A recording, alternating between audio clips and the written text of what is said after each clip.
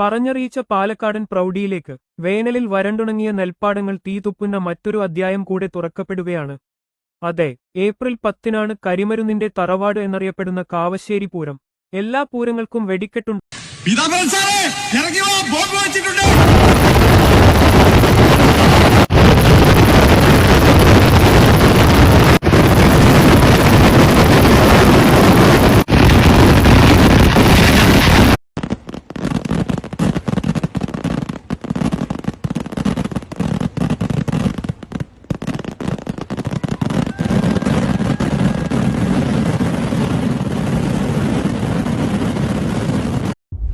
Powerful people make places.